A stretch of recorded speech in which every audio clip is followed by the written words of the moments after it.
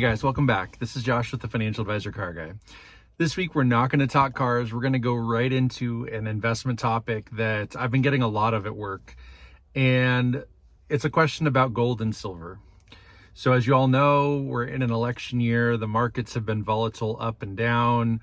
Both the equity side or the stock side of the market have been up and down, and the bond side of the market has been up and down. And with the Feds, deciding to cut rates half a point last month, it has led people to think that the economy is heading one way or the other. And a lot of that has to do with who gets elected. Now, we're not going to talk politics. We're going to leave that off the table. I'm not going to worry about, doesn't matter who gets elected, really. At the end of the day, when we're talking about precious metals, again, gold and silver, they are hitting all-time highs like almost daily. Both gold and silver have hit all-time highs today. And so what a lot of investors are asking is, are we missing an opportunity by maybe not owning gold and silver? And so what I want to talk a little bit about today is kind of unintuitive, right? So when we're talking about gold and silver, there's a number of ways you can own it. You can own it in the form of a currency, right? You can buy a silver eagle, which is a $1 gold, or a $1 coin that is 0.999 silver. So it's just about pure silver. And, spot price on that's around $30. Now, the face value of that coin is $1. So one thing I always tell people when they're talking about buying precious metals as an investment is do it in a way that you can enjoy it and not in a way that you're going to lose money. I say it that way because a lot of people that are maybe preppers, right? They're expecting the worst to happen. Let's talk World War III, zombie apocalypse, whatever. They want to own silver because of its value. Now, the argument, to play devil's advocate, is if I have a stack of 100 silver eagles, that might be worth at $30 a coin, you've got about $3,000, right? But if you walk into a grocery store and you need to buy a gallon of milk or a dozen eggs or a loaf of bread, they're only going to give you face value for those coins. So you might have to give them 3, 4, 5 of those $1 coins, which times 30, right? In theory, you're giving them like $150 worth of silver for, $5 of products, whatever that product is.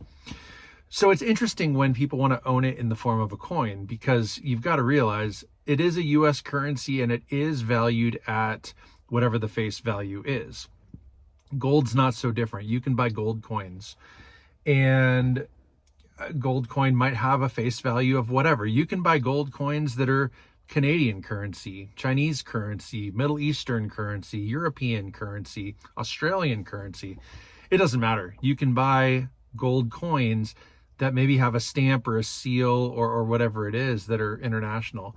And again, if you're buying it for the investment, 1 ounce of gold is like $2,700 and change today. That's incredible. I mean, I remember when it hit 2000, I remember when it hit 1200, and we're talking $2,700 per ounce. Again, if you're wanting to buy it as an investment, your plan is to sit on it, allow it to appreciate, and then sell it someday, coins are fine. But if you're looking to do it as a prepping type of thing for like end of world scenario, not a great vehicle, because it's not going to be worth more than face value unless it's a person-to-person bartering system. But any business that's going to pay tax can't accept a $1 coin as a $30 credit. So keep that in mind when you're buying coins. You can buy gold, silver, platinum, copper, it doesn't matter, any precious metal, any commodity, in the form of an exchange traded fund right inside your own brokerage account.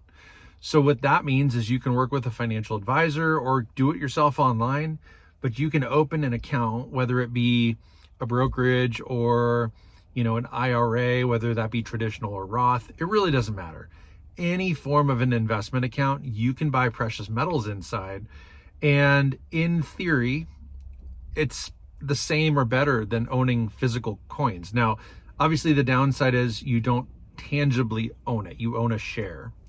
But on the flip side, you don't have to save up $2,700 to buy an ounce of gold. You can spend $50 on a share of it. And, it's still going to go up and down. It's still going to accrue value. It's still going to appreciate over time. And then when you're ready to take that money out in the form of a distribution, you just sell your shares, whether it be all or some. Now, capital gains tax, all those things, are going to be built into some of those accounts. Whereas if I buy a silver coin for $25 and I sell it for $30, I just made $5. And if it's kind of an off the books transaction, I may not pay tax on that $5, but that's getting into the weeds and I don't really want to go there. But keep in mind that depending on the circumstance, especially if you're buying commodities or precious metals in the form of exchange traded funds, there is likely going to be gains or losses associated with those purchases. So all these things are really things we want to consider and think about, especially when we're looking at the world of the great economies. You can't necessarily jump on an airplane with, 100 gold coins. People are going to ask questions. It's no different than traveling with large sums of cash. You just can't and really shouldn't do it. It doesn't make smart sense. Really what you would do is travel with, say, like a credit card and put all your bills and expenses on a credit card. And then when you get home, you pay it off with either cash or your gold or your silver, whatever it is. But you don't necessarily want to travel with a large sum of money. So again, having gold and silver, it might feel good to be able to count your stacks. You can play Uncle Scrooge and dive through your money bin or whatever you want to do with it. It's great. It's fine. But the liquidity of it's a little bit challenging because you're at the mercy of whatever someone's willing to give you. And if you're buying it at $25 or $30 per ounce for silver, you go to a pawn shop, they're not going to give you, they might give you what spot price is or close to it, less fees and all that stuff. So, you're somewhat limited. And, again, unless it's to own it, to like feel good about having a tangible thing in your safe, my advice is to not own it. If your home gets broken into and someone knows where your safe is or finds your safe and they crack it open, there's no tracing that stuff back. So if someone steals, $1,000 worth of your coins, the likelihood of ever getting those specific coins back are like none, unless that criminal gets caught or whatever. So from a safety standpoint, again, if it's in a brokerage account, you own shares. Those shares are yours until you sell them. They cannot be stolen. They cannot be, bartered or any of that stuff. You're really locking it in. And so that's really all I had for you guys this week. I just know that this has been a very hot topic. People are like, should I own gold? Should I own silver? If so, where can I buy gold? Where can I buy silver? And, I guess I'll close with that. There are several companies online that are fully credentialed. They're legit companies, but they're basically precious metal companies where you can go and buy coins, bars, whatever it is, in whatever quantity you want.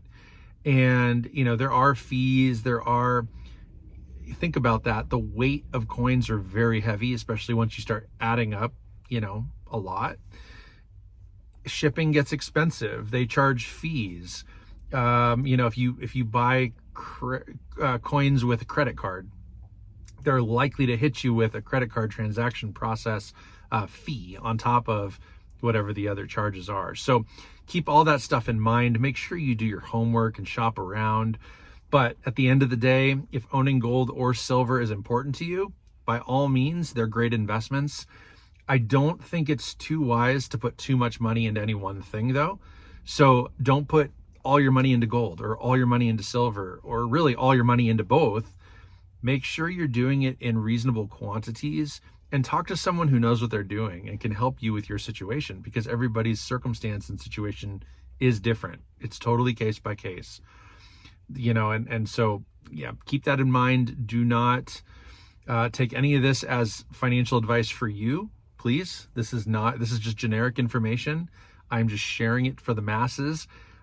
This may be totally applicable to you, but it also may not be at all. And so, again, don't take this as personal financial advice for you. Just take it for what it's worth. Take these tips and tricks and think on it and figure it out for yourself and figure out if it makes sense for you. But thanks for watching. Make sure you like, subscribe, comment down below, and hit that notification bell. Most importantly, remember, may every investment you make be a good one. Till next time.